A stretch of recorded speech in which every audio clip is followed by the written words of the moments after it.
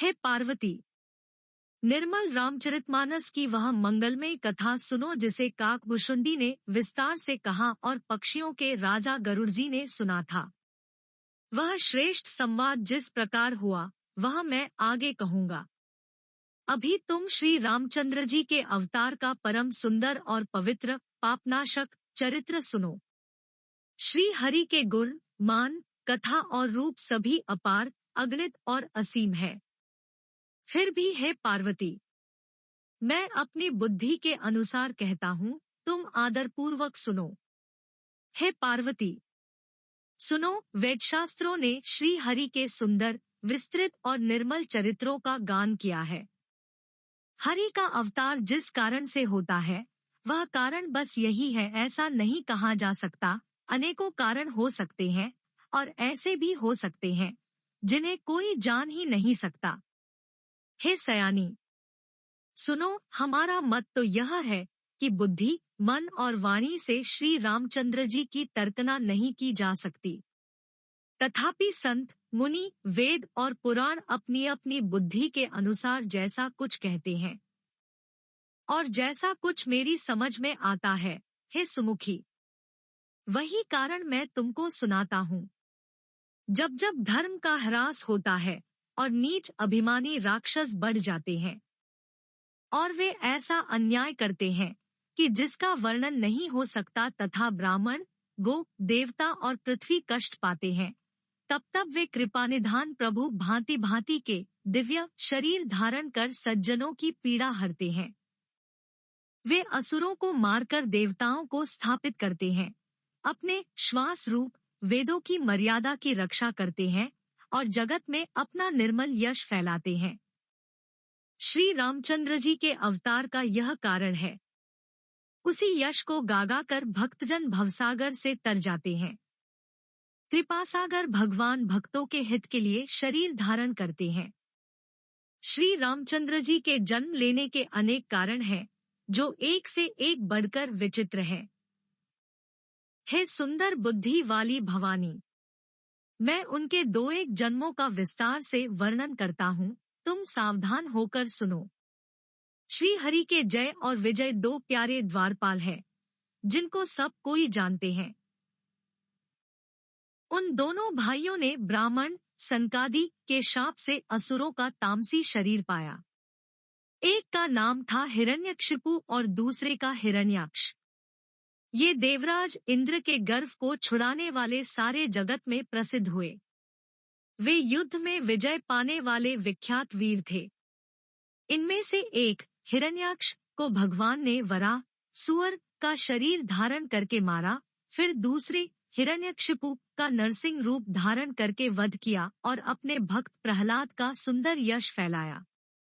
वे ही दोनों जाकर देवताओं को जीतने वाले तथा बड़े योद्धा रावण और कुंभकर्ण नामक बड़े बलवान और महावीर राक्षस हुए, जिन्हें सारा जगत जानता है।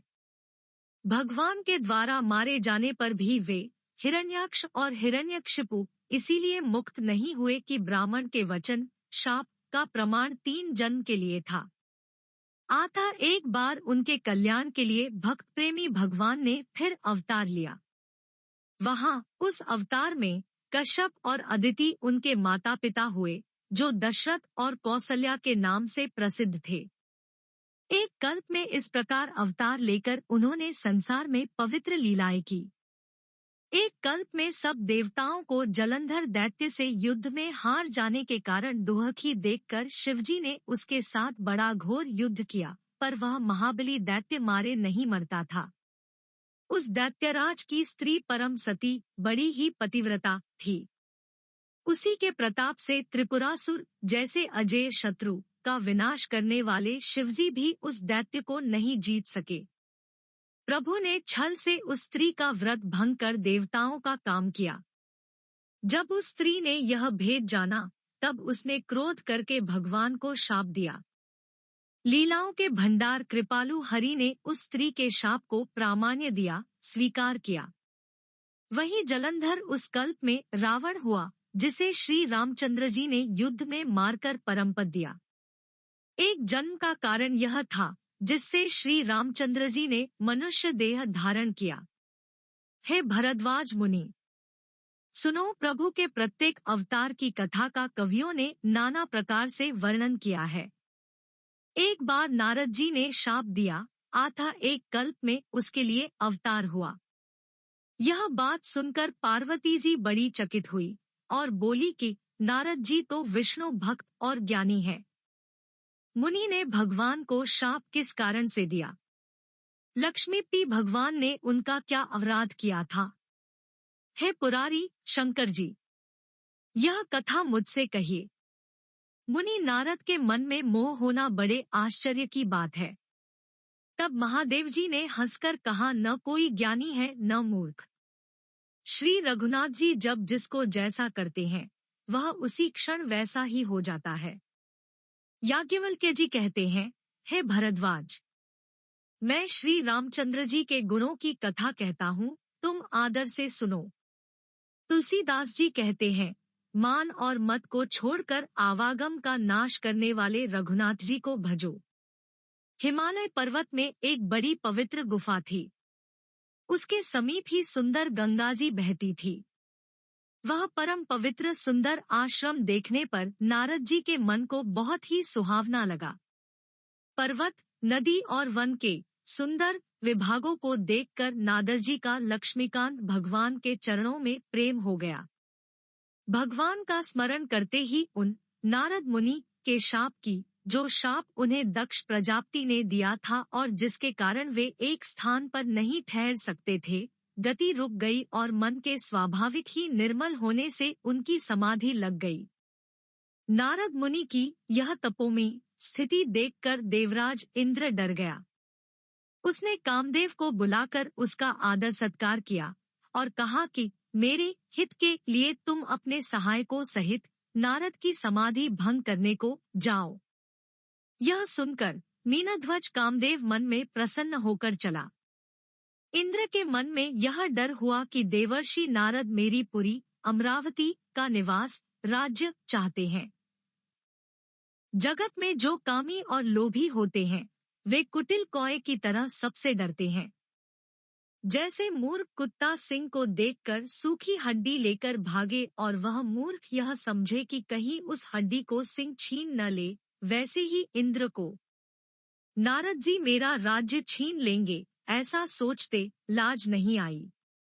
जब कामदेव उस आश्रम में गया तब उसने अपनी माया से वहां वसंत ऋतु को उत्पन्न किया।